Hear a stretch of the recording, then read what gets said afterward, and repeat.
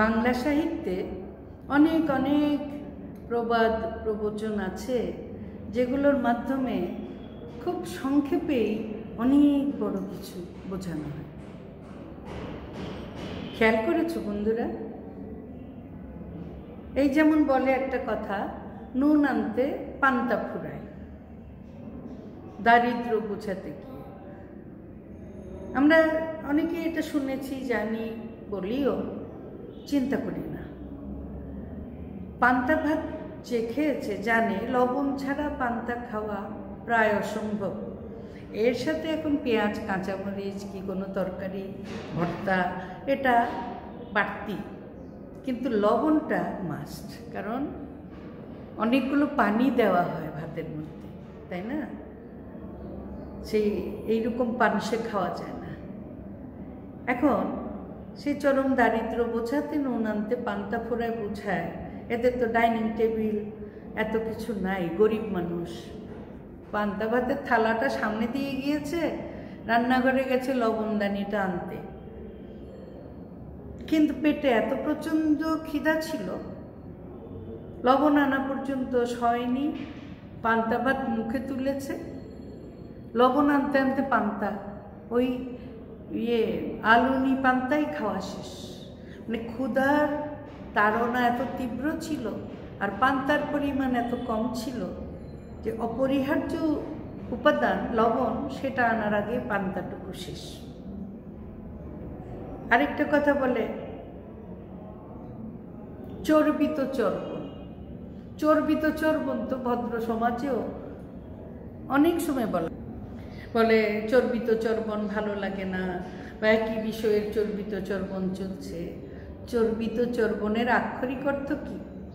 একবার চিবিয়ে ফেলে দিয়েছে, ওটা তুলে আবার চিবানো, ভাবা যায়? কিন্তু আমরা বলেই বলছি, মানে একজনের চিবানো জিনিস আরেকজন চিবাচ্ছে, আরেকজন চিবাচ্ছে, কি জঘন্য ব্যাপার বলো তো। আরেকটা কথা বলে, পরের ঘরের পিঠা খাইতে বেজায় মিঠা। আরেকটা আছে, পরের বউ সুন্দরী। অন্যজনের বউকে সবসময় সুন্দর লাগে, অন্যজনের ঘরের পিঠাটা মজা লাগে কেন?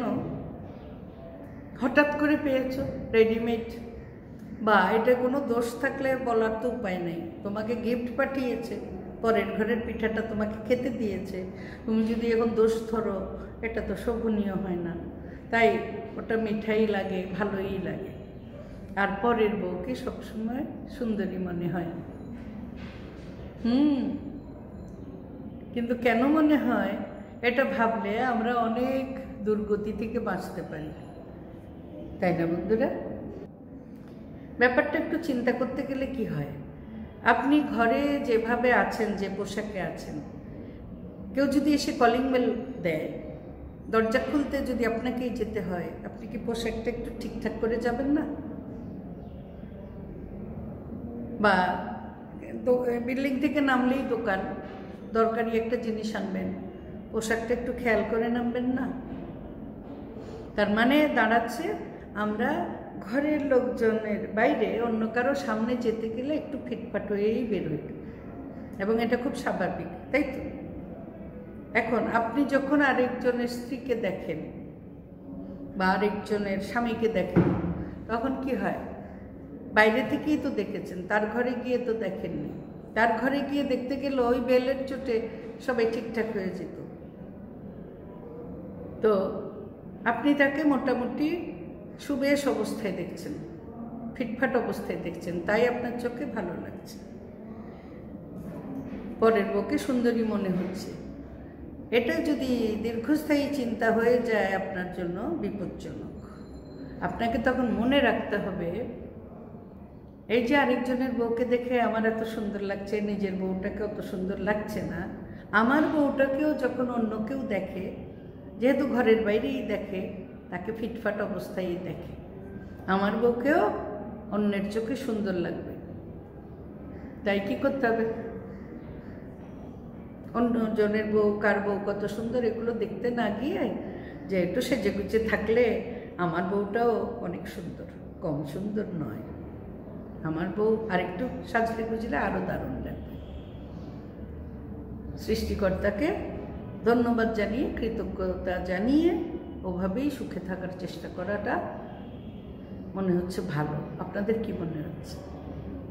কারণ আপনার বউকেও যদি আরেকজনে এরকম সুন্দর লাগে, টিস টুস করা শুরু করে বা কি বলে না, প্রপোজ করা শুরু করে, তখন কেমন হবে? তাই নিজের জিনিস নিয়ে, নিজের মানুষ নিয়ে সন্তুষ্ট থাকাটাই ভালো। এরকম আরও অনেক প্রবাদ প্রবচন আছে, আপনারা জানেন। আজকে মাত্র 3টা নিয়ে কথা বললাম। তবে আরেকটা কথা আমার খুব বলতে ইচ্ছে হচ্ছে, সেটা হলো যে যেটা আপনাকে করতেই হবে, যে বিষয়টা আপনাকে মেনে নিতেই হবে, সেটার পজিটিভ দিকগুলো খুঁজে নিলে বুদ্ধিমানের কাজ হবে। যেহেতু এগুলো আপনার সরানোর কোনো উপায় নেই, আপনাকে এর মধ্য দিয়েই যেতে হবে, এর মধ্যেই থাকতে হবে, তাহলে এর কি কি ইতিবাচক দিক আছে সেগুলো চিন্তা করে আরেকজনের নেতিবাচক কিছুর সাথে দরকার হলে মনে মনে কম্পেয়ার করবেন। তারপরে বলা যায় যে ভালোই তো, আমারটাই তো ভালো, আমি অনেক ভালো আছি, এভাবেই থাকতে চাই, এবং এখান থেকে আরেকটু কিছু ইমপ্রুভ করা গেলে সেই নিয়েই ব্যস্ত থাকতে চাই। এই চিন্তাটা করলে আপনি এই নশ্বর পৃথিবীতে অনেক উল্টাপাল্টা ব্যাপারের মধ্যে থেকেও সুখে থাকতে পারবেন। এটা তো আর সর্বসুখের জায়গা না, কারণ এটা পৃথিবী। কেমন লাগলো ভিডিওটা জানালে খুশি হব, আর ভালো লাগলে নিশ্চয়ই শেয়ার করবেন। লাইক ফলো বাটনটা প্লিজ প্রেস করে দিবেন। কেমন বন্ধুরা? সবার জন্য অনেক অনেক শুভকামনা।